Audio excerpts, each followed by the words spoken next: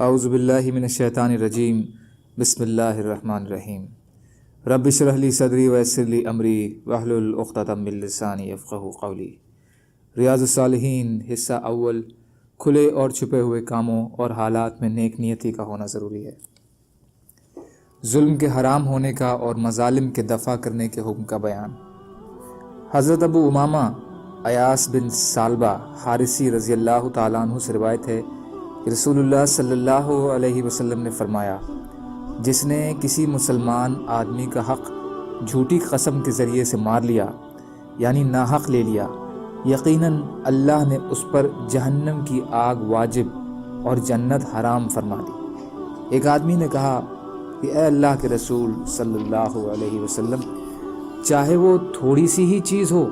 آپ نے ارشاد فرمایا، اگرچہ وہ پیلو کے پیڑ کی ایک شاخ ہی کیوں نہ ہو۔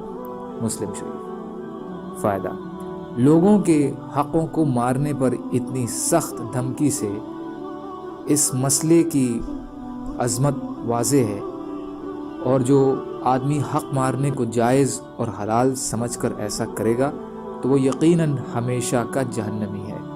البتہ جو صرف نیتک کمزوری اور نفس کی کوتاہی کی وجہ سے ایسا کرے گا، وہ اگرچہ ہمیشہ کا جہنمی نہیں، لیکن اس کا معاملہ اللہ کی مرضی پر ہوگا، چاہے تو شروع میں خول یا پھر سزا دینے کے بعد معاف فرما دیا گا۔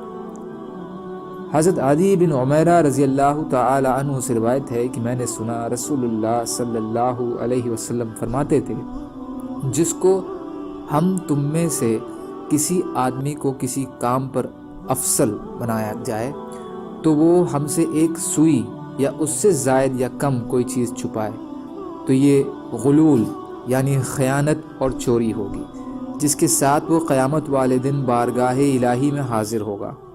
تو انصار میں ایک سیاہ رنگ والے آدمی کھڑے ہوئے، مانو کہ میں اسے دیکھ رہا ہوں، اور اس نے کہا، یا رسول اللہ صلی اللہ علیہ وسلم، آپ نے مجھے وہ اپنی ذمہ داری سونپی ہے، وہ مجھ سے واپس لے لیجیے۔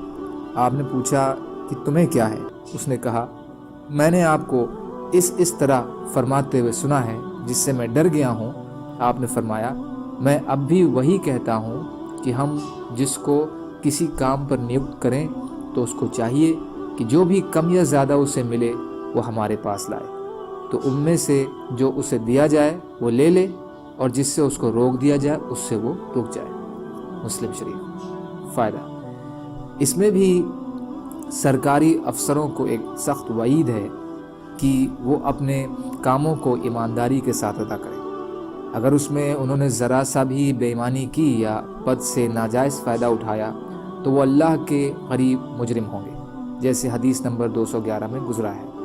اس سے یہ بھی معلوم ہوا کہ بڑے افسروں کی بھی یہ ذمہ داری ہے کہ وہ اپنے ماتحت لوگوں پر کڑی نظر رکھیں اور انہیں بے ایمانی نہ کرنے دیں، ورنہ ان کی لاپرواہی اور ڈھیلا پن بھی جرم ہوگا، یا یہ کہ وہ اس سرکاری لوٹ کھسوٹ میں برابر کے حصے دار ہوں، جیسے بدقسمتی سے آج کل ہو رہا ہے، جس کی وجہ سے رشوت، لوٹ کھسوٹ اور چور بازی عام ہے۔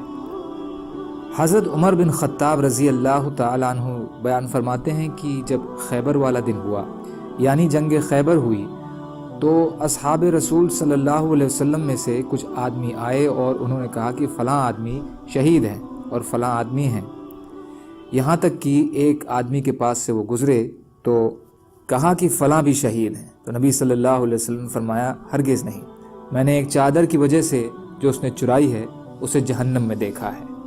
مسلم شریف۔ فائدہ: معلوم ہوا کہ لوگوں کے حق شہادت سے بھی معاف نہیں ہوں گے، اور مسلمانوں کے مشترکہ مال، قومی خزانے میں بے ایمانی بہت بڑا جرم ہے۔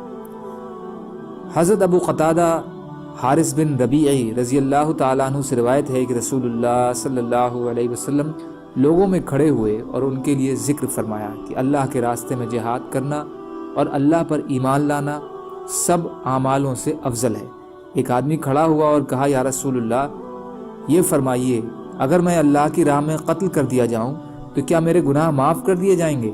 رسول اللہ صلی اللہ علیہ وسلم نے اس سے فرمایا، ہاں، اگر تو اس حال میں اللہ کی راہ میں قتل کر دیا جائے کہ تو صبر کرنے والا، ثواب کی نیت رکھنے والا، دشمن کی طرف رخ کر کے لڑنے والا ہو، نہ کہ پیٹھ دکھا کر بھاگنے والا۔ پھر رسول اللہ صلی اللہ علیہ وسلم نے فرمایا، تو نے کیسا کہا تھا؟ اس نے کہا، یہ بتلائیے، اگر میں اللہ کی راہ میں قتل کر دیا جاؤں تو کیا مجھ سے میرے گناہ معاف کر دیے جائیں گے؟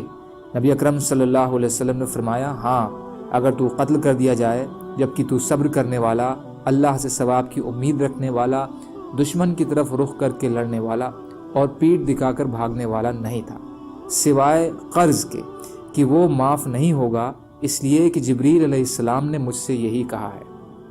مسلم شریف۔ فائدہ، اس سے بھی لوگوں کے حق اور قرض کی عظمت واضح ہے کہ یہ کسی صورت میں معاف نہیں ہوں گے، اس لیے ضروری ہے کہ ہر مسلمان لوگوں کے حقوں میں کوتاہی سے اور قرضوں کی ادائیگی میں لاپرواہی سے بچا کرے۔